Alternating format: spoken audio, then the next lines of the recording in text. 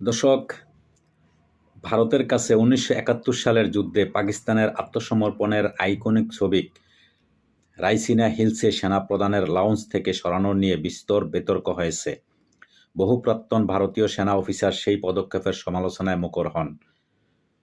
বিতর্ক দানা বাঁধে। উল্লেখ্য, সেই ছবি সরিয়ে সেখানে লাগানো হয়েছে কর্মক্ষেত্র নামে একটি পেন্টিং। এই গোটা বিতর্ক নিয়ে মুখ খুলছেন সেনাপ্রধান জেনারেল উপেন্দ্র দ্বিবেদী। ২৮ মাদ্রাজ রেজিমেন্টের লেফটেন্যান্ট কর্নেল থমাস জ্যাকবকে কর্মক্ষেত্র নামে ওই পেন্টিংয়ের জন্য ধন্যবাদ জানান জেনারেল দ্বিবেদী। লেফটেন্যান্ট কর্নেল জ্যাকবই ওই পেন্টিংয়ের স্রষ্টা। সেই পেন্টিংয়ের সঙ্গে সম্পর্কিত রয়েছে মহাভারত। এদিকে রাইসিনা হিলসে সেনাপ্রধানের লাউঞ্জে যে জায়গায় বর্তমানে এই কর্মক্ষেত্র ছবিটি রাখা হয়েছে, সেখানে আগে রাখা ছিল ১৯৭১ সালে পাকিস্তানের আত্মসমর্পণের ছবিটি সরিয়ে মানেকশ কনভেনশন সেন্টারে লাগানো হয়েছে। প্রশ্ন উঠছে, কেন সেই ছবি সরানো হলো? কেনই বা তার জায়গায় নতুন পেন্টিং এলো? সেনাপ্রধানের উপেন্দ্র দ্বিবেদী বলেন, আপনি যদি ভারতের সোনালী ইতিহাস দেখেন, এর ৩টি অধ্যায় রয়েছে। এতে ব্রিটিশ আমল, মোগল আমল এবং আগের যুগ রয়েছে। আমরা যদি এই এবং সেনাবাহিনীর দৃষ্টিভঙ্গি সংযোগ করতে চাই, তবে প্রতীকবাদ গুরুত্বপূর্ণ হয়ে ওঠে। পেন্টিং নিয়ে বলতে গিয়ে সেনাপ্রধান বলেন, এটাও বলা হচ্ছে যে প্যাংগং সুর তীরে কেন্দ্রে দাঁড়িয়ে আছেন একজন অর্ধপরিহিত ব্রাহ্মণ। তিনি বলেন, ভারতীয়রা যদি চাণক্যকে না জানে, তাহলে তাদের সভ্যতাগত পদ্ধতির দিকে ফিরে যেতে হবে। নতুন পেন্টিং কর্মক্ষেত্রের মানে হলো কাজের জায়গা। সেনাপ্রধান বলছেন, এটি প্রাচীন, বর্তমান এবং ভবিষ্যৎকে প্রতীকীকরণ করে। জেনারেল দ্বিবেদী বলেন, যদি আমাকে অতীত, বর্তমান এবং ভবিষ্যৎকে সংযুক্ত করতে হয়, তবে এটি তার প্রতীক।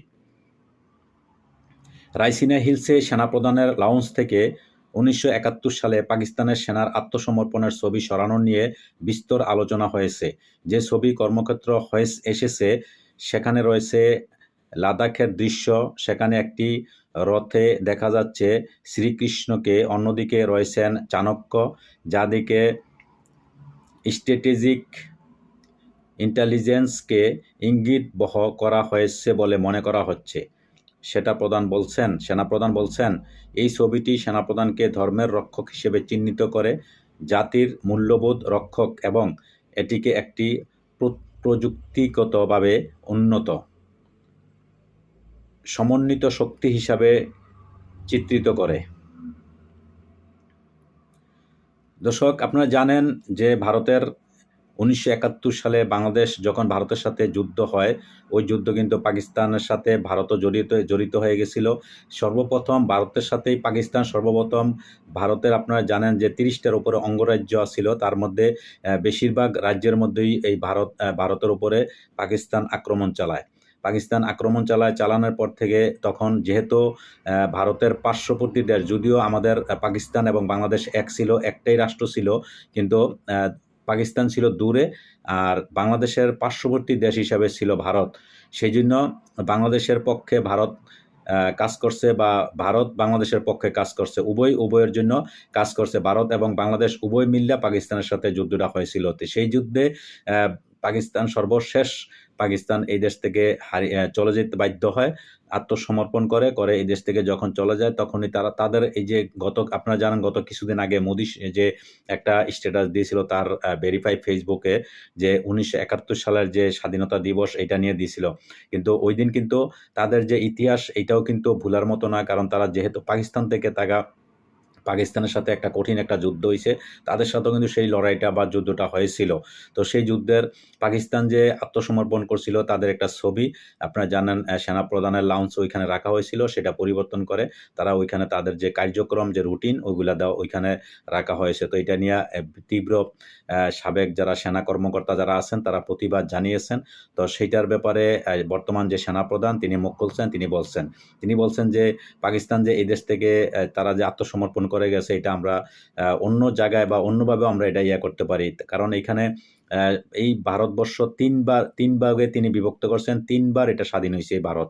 ভারত ৩টা আমলে, ৩টা আমল আছে। এই ৩ আমল সর্বশেষ যে আমলটা সর্বশেষ যেটা পাকিস্তানের সাথে যে লড়াই করে তারা ১৯৭১ সালে যে মুক্ত হয়েছে, ভারত পুরা স্বাধীন হয়েছে পাকিস্তান থেকে, বা বাংলাদেশ আলাদা হয়েছে, ওইটার প্রতিচ্ছবি তারা ওইখানে রাখা হয়েছিল। তো ওইটা শুধু কেবল ছবি দিলেই হবে না, এটা মনে, মনে বা হৃদয়ে এটা ধারণ করতে হবে।